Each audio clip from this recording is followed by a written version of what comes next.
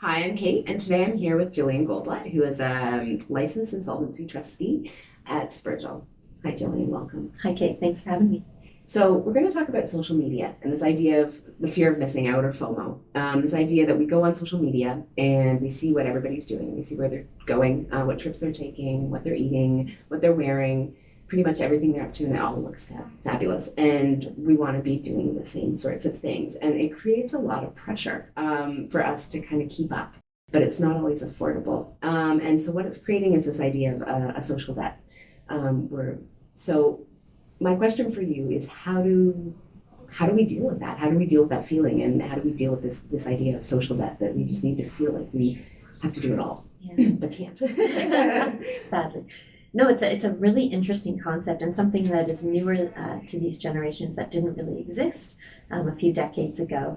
This concept of social debt. I can completely empathize with people today, especially young adults entering the workforce who've grown up with this sort of social media accounts and this concept of FOMO, but they've never really nothing in the education system that talks about how to manage emotional decision making, and especially when that relates to financial decisions. And so, how do they cope? And that's a really difficult thing to assess. I think you got to start simple. So, people talk a lot about budgeting.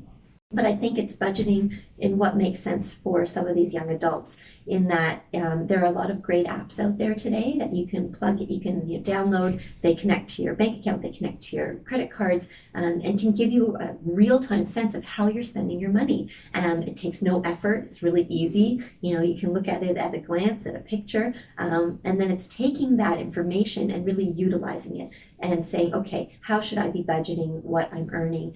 There's a 50-20-30 rule that we talk about, meaning you should be spending 50% of your income on needs and 20% on wants and 30% on savings. And so just trying to fall into those buckets and spend your money appropriately.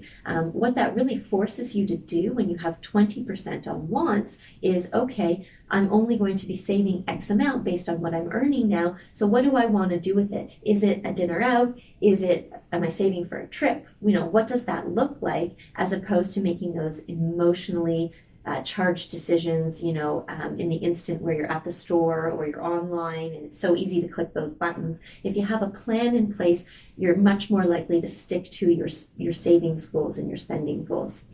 Fantastic. So what happens if you find yourself already sort of in over your head? So that 50% that you talked about, what if it's a lot higher, the cost of your needs?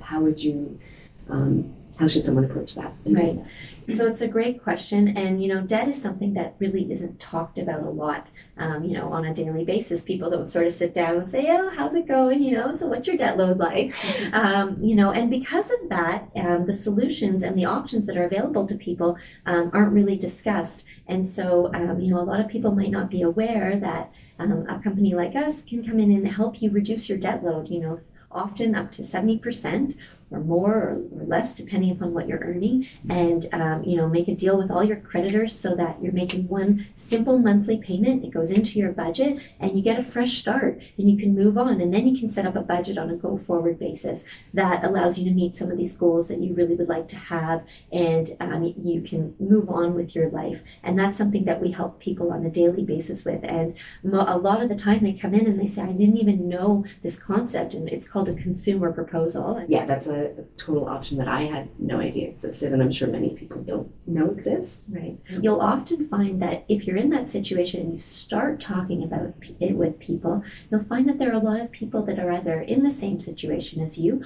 or have dealt with it in the past. And so, because debt is this taboo topic, you often find yourself floating before you come in. You need to talk to someone, a professional who can give you some solutions, and you don't feel so alone. And then you start talking about it and finding out that a lot of people as well have been in that situation and have gotten out of it and moved on.